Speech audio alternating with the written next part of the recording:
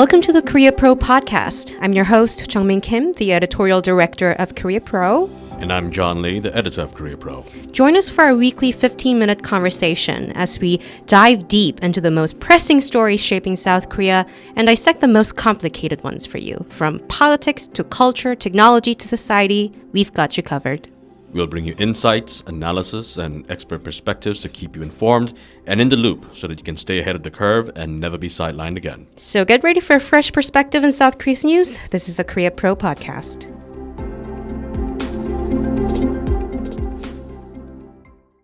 John, let me start with a question today. How many movies did you watch last year? Legally or illegally? Legally. Legally. I cannot keep track of it, to be honest. Like many people, I watch Netflix, and sometimes I'll put something on and I'll just have something going on in the background and not pay attention to it. So I might have watched a movie, I might not have watched a movie, but I watched a bunch. But how many times did you actually go to the theater? I went at least a few times. I'm pretty sure that I went to a theater to watch one of those MCU movies. Oh, the one with Captain Marvel. The Marvels, yeah. I watched that the most recently, regrettably. I didn't watch it yet, so no spoilers. But the reason why I'm bringing this topic up is partly because we have an analysis coming up by our contributor Kwon Jang-ho on how South Korean movie industry actually suffered a lot last year, especially when it comes to profitability, really. John and I are actually good examples for that because, like, for me, too, I feel like I did keep watching something throughout the year, but on TV, which is like YouTube, Netflix, Watcha TV, Disney Plus, and all sorts of stuff. But I don't think I've been to theater aside from maybe one time. Do you remember what it was? No. Okay. So that tells us a lot about the state of the movie industry, I guess. Yeah, and COVID regime sort of ended, but it didn't really boost back. Well, we have to be honest. The movie industry doesn't face competition just from Netflix and Disney Plus. They face competition from everywhere. They're facing competition from audiobooks, YouTube shorts, TikTok shorts, video games. Anything that can really keep people entertained is a competitor for the movie industry. And there is no shortage of things that people can go toward to just entertain themselves nowadays. Right, I do feel like in South Korea, but maybe it's not just Korea, but just globally, it looks like the concept of like what you do in your spare time is sort of changing, especially when you want to watch something. Well, that is true, but what points out in his analysis is that, yeah, Korean cinema suffered quite a bit last year, but that wasn't the case for American cinema. Yeah, they that's actually true. picked up, but they're also facing the same kind of pressure that Korean cinema is. So why are they succeeding, but Korean cinema is not? Well, let's just look at the numbers quickly. Chang-ha points out that the Korean film industry, they released over 100 films in cinemas last year, counting indie films, probably more. But success was very elusive, he says, and only 6 managed to recoup their production costs. How serious is this? Well, let's go back to the number that you just mentioned. More than 100 movies came out in 1 year. That's one movie every 3 days. How many of us are ever going to watch that many movies to begin with? Might not there be a case to be argued that there is an overproduction and overcapacity of movies that the industry is producing? It is certainly possible. And also looking at some of the trends last year, there were a lot of movies that were based on very similar topics, like the how social media is failing the society. The evils of capitalism, I'm sure. Right, but there were just multiple movies that sort of looked similar. Maybe it's an issue of creativity, I don't know, but it does seem like many of the films that were put out there did not really persuade the audience with their trailers. Again, this is not just a Korean issue, but the film industry is not known for its originality. They're in it to make money, and they know what sells. And so because they know what sells, they'll just make carbon copies of whatever sold before. But eventually, the audience, they wise up. They'll say, oh, this is just a different cast. I've seen this movie before. And so that might be an issue as well. Like I just mentioned just now, I was a bit glib with it, but I said, yes, the evils of capitalism. But that's a recurring theme. Squid Game was a show that was talking about the evils of capitalism. There was a movie that came out several years ago called Shopping Cart. That was also about the evils of corporatism and capitalism. So these are the sorts of things that people know, that the studios executives know that people want to watch, and they keep making them. But how many times can we keep watching the same thing? Yeah, exactly. And a lot of the plot lines as well, it sort of looked like they were just sensationalizing the topic rather than, art forms are supposed to bring some sort of feeling, like from the audience, feeling of resolving something together as a community. But I didn't really see that happening most of the times. And just going back to the issue of profitability, I think one of the biggest drivers in South Korean movie industries is actually chaebols. Just like any other industries in South Korea. CJ&M. CJ&M and Lotte Entertainment. Last year as well, they worked on multiple cinemas, but only few succeeded, like Seouldaebom. And can we also try to just at least mention that CJENM was the studio that actually produced the movie Parasite that got all those Oscars, talking about the wealth disparity gap, and CJENM being the huge chaebol conglomerate company that it is. So yeah, no irony lost there. Exactly. Did you say that you did watch Seouldaebom or? I have not watched it yet. Chuna, our news trainee here, has been talking my ear off about how I should watch the movie. Our ears off. All of our ears off. Now, I have wanted to watch it, but the movie was very popular. What's the plot line? It's about the Chonduan's coup and how he came into power. Of course, due to Korea's very weird laws about trying not to defame anyone, defamation laws. They have been, I believe they changed Chonduan's name to Chondu Kwang in the movie, although it's essentially the same plot, dramatized, of course. But yeah, because this has such a resonating effect with the audiences, this is an issue that people are still living with to this very day. Some generations, not the younger ones, of course. But because the number of people who are still affected by this, yes, a lot of them went to watch this movie. And whenever I tried to go on the weekend to watch this movie, all the good seats would be taken, and the only seats that are available are the ones at the front row. And I don't want to get a neck disc to watch a movie. So I haven't seen it yet, but that's the movie that's made the most amount of money in 2023. Anything else that you wanted to bring up? Any of the movies that could have done better?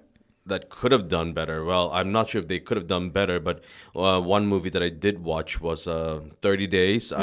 What's the title in English again? Korean? Love Reset? Yeah. Yeah, that's the English title. Let's just say that I was not very happy with that movie. It was a very bland rom-com. I'm not sure if I'm allowed to diss a movie. Excuse me, rom-coms are great. Sure, rom-coms are great. Rom-coms can be great. I love rom-coms. Some, especially the older ones like When Harry Met Sally. Love you're movie. showing your age, son. I love that movie, though. Yeah. But yeah, 30 Days, not my cup of tea. But yeah, as you were saying earlier, there's a lot of different alternative things that people can go to entertain themselves. Now, I know that you've recommended several YouTube shorts to me. Could you tell me what you do to keep yourself entertained when you're not going to watch movies, as you have not done in the previous year? I just watch channels where they talk about their dogs and show their dogs, really. And it's soothing. I think last year, one of the just a more general trend in entertainment in general, including the music industry too, was the trending of shorts. A lot of companies, music industry, they saw failure of shorts going viral as a failure of that song. And I do feel like maybe people's attention spans just shortening. Maybe the movies, you have to focus and invest more than 2 hours usually. Right. I've also watched some of these YouTube videos. Not short so much. I know that shorts are supposed to be 30 seconds or less. The ones that I watch are like maybe 2 or 3 minute long sketches. But how are movies supposed to compete with that? Movies are supposed to be at least 90 minutes long on the short end of the scale. And that's already quite long. And they're competing with YouTube shorts that are like 30 seconds or 3 minutes. And I can't really see CJENM producing a 3-minute movie and asking audiences to pay 10,000 won to watch that. I guess how to resolve this is not resolve, but making this new trend in entertainment a bit more compatible with longer forms is that persuading people investing their time is not that much of a risk that they will get something from it. Or maybe it's time for the film industry to throw in the towel. Maybe it's time for them to admit that watching movies is no longer the pastime that it used to be. That they should just significantly recalibrate their business models and maybe not produce 100 movies in a given year. Hundreds, it's a lot, really, to keep track of. Unlock the full Career Pro experience by joining our community and taking advantage of our Black Friday deal and friend referral program.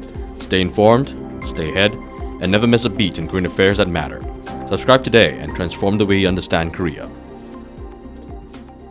All right, let's do the week ahead. Jeongmin, what's going on in the next week? First of all, today, potentially, we have said this maybe 3 times in the past episodes, but Lee Jae-myung of Democratic Party, he's about to leave. Finally. And then he is setting up a new party where we know at least 3 people are joining as members. Woohoo! From the DP.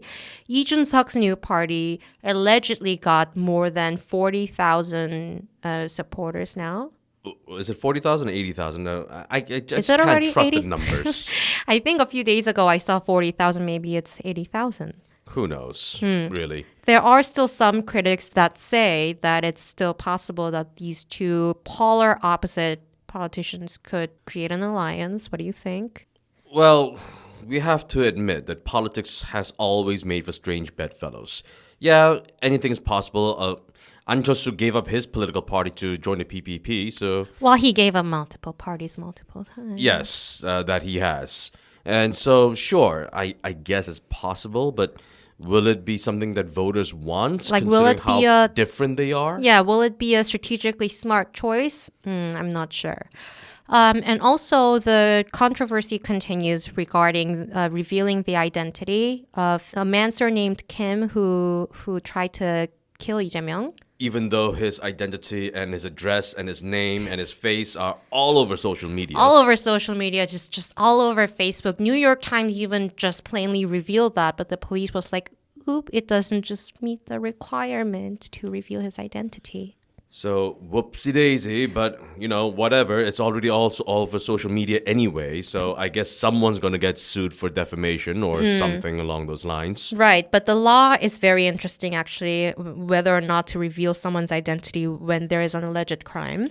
I'm not quite sure why the police decided not to reveal his identity, to be honest.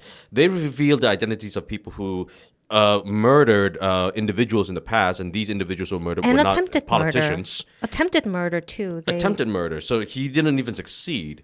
But why this particular man's identity the police still wants to keep under wraps, even though it's nowhere near under wraps anymore, is just beyond me right now. I don't have factual evidence to back it up yet, but it would have brought just political dilemma for the police, how to phrase it really, because also the assailant he kept talking about how he wrote something up and there's all explanation that's needed. His manifesto, sure. And then the police decided not to even reveal that. I can see why the manifesto might be a bit of a thing. It's the political ramblings of a madman, essentially.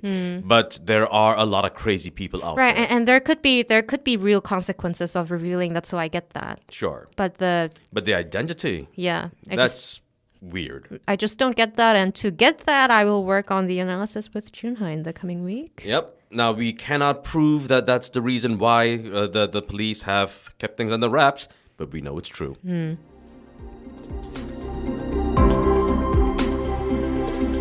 And that's a wrap. Thanks for tuning in. We hope you enjoyed today's discussion. If you want to know more, sign up for our daily executive briefings that will give you all the most important news of the day in a succinct manner in your inboxes. Don't forget to subscribe to our podcast for your weekly dose of insight. And until next time, I'm Jeongmin Kim. And I'm John Lee. Stay connected, stay informed, and we'll see you next week on the Career Pro Podcast.